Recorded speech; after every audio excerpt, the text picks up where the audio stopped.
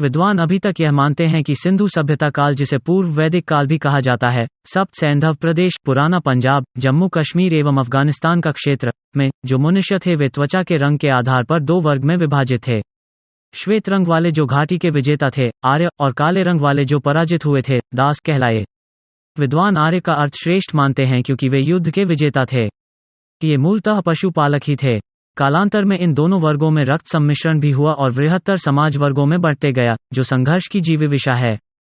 जिन्होंने पराजय स्वीकार कर लिए और विजेता जाति की रीति नीति अपना लिए, वे आर्यों के चतुर्वर्णीय व्यवस्था में शामिल हो गए। जिस पराजित समूह ने आर्यों की व्यवस्था स्वीकार नहीं किए, वे दास, दस्यु, दैत्य, असुर, निषाद इत्यादि कहलाए।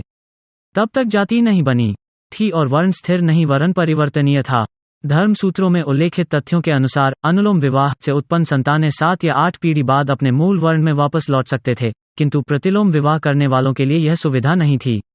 सुविधा क्यों नहीं थी, क्या कारण थे, विचारणीय विषय है। महाभारत में तुलाधार नामक तत्वादर्शी का उल्लेख मिलता है जो तेल के व्यवसायी थे, किंतु इन्हें तेली न कहकर वैश्य कहा गया, अर्थात तब तक ईसा पूर्व उरी 4वीं सदी तेली जाति नहीं बनी थी।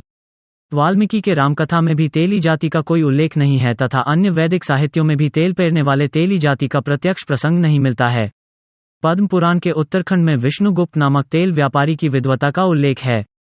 आर्य सभ्यता के चतुर्वर्णीय व्यवस्था में ब्राह्मण और क्षत्रिय के बीच श्रेष्ठता के लिए स्पर्धा थी।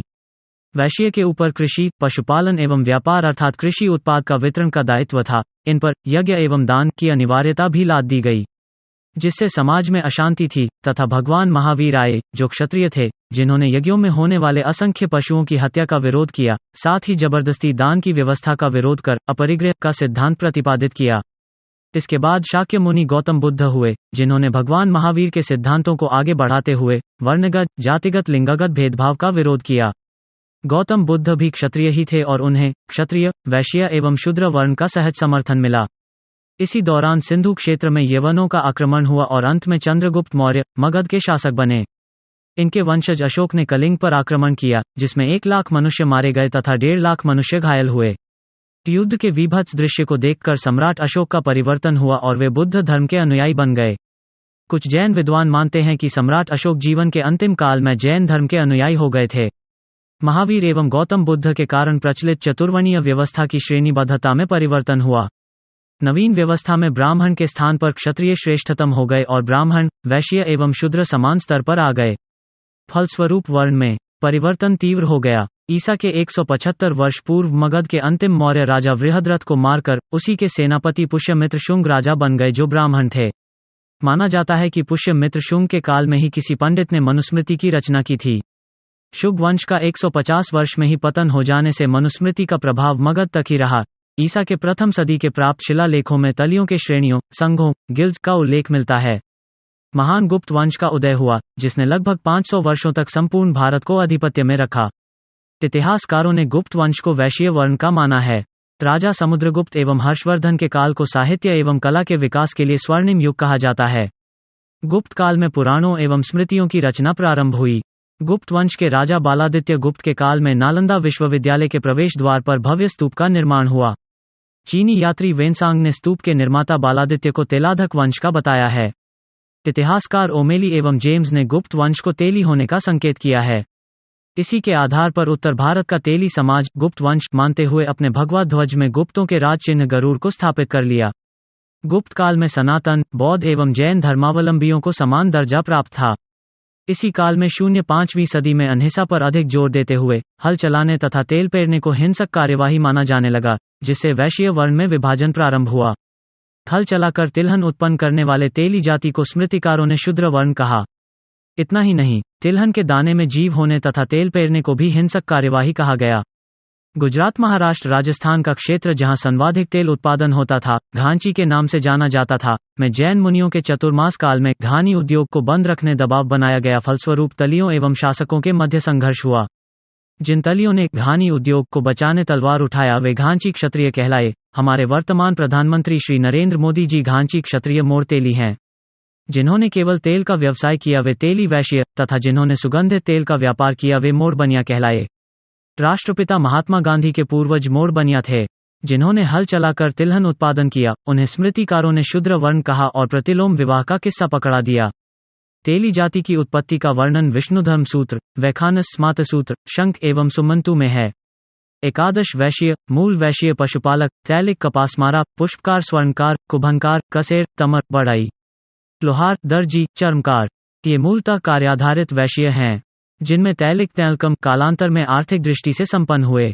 इस तारतम्य में यह कथन अधिक उपयुक्त होगा कि तैल एवं तेल व्यवसाय के असाधारण महत्व को देखकर उच्च वर्गों ने अव्यवहारिक कूटनीति अपनाई और तैलिक समाज को परेशान एवं नुकसान पहुंचाए।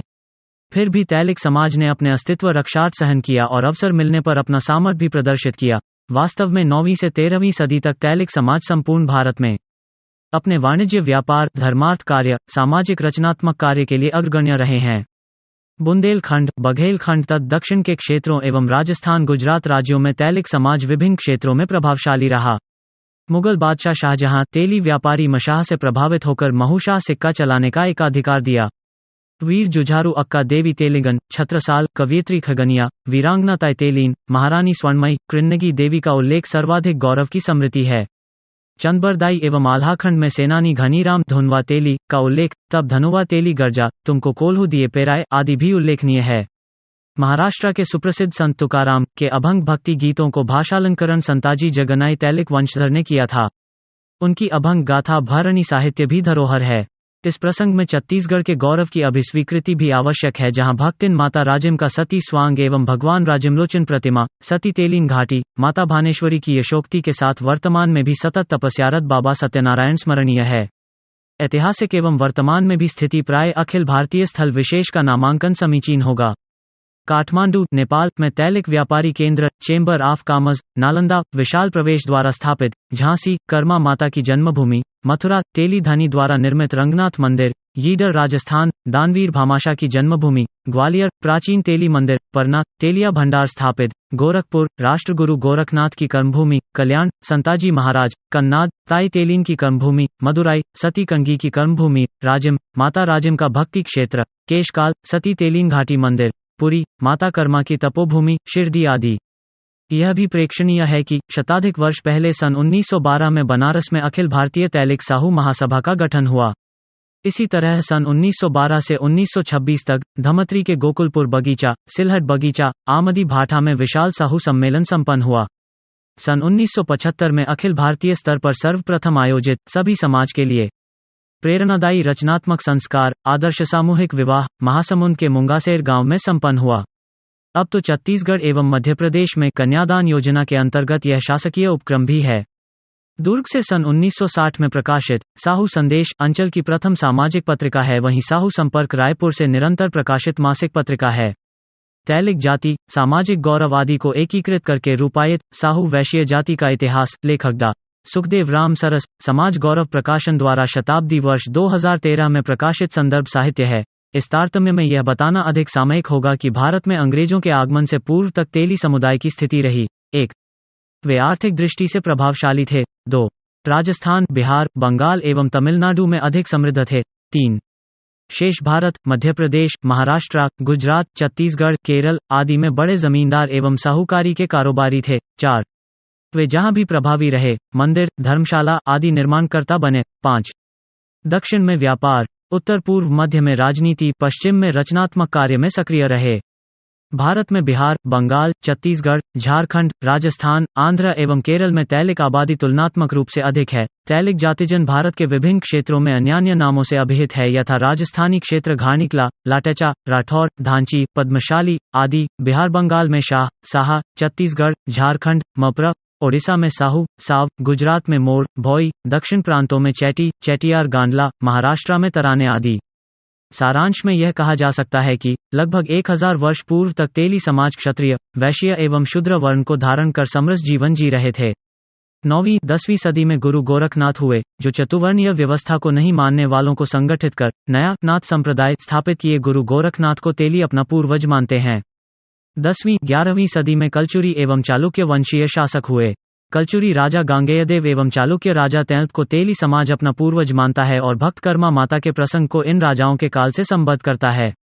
14वीं सदी में अलवर के नमक व्यापारी हेमचंद, जो धूसर गोत्र के थे, अपने पुरुषार्थ से दिल्ली के शासक बने और मुगल बादशाह अकबर के आक्रमण का सामना किए। राजा हेमचंद्र ने विक्रमादित्य की उपाधि कारण किया था, इसलिए इतिहास इन्हें सम्राट हेमचंद्र विक्रमादित्य के नाम से स्मरण करता है।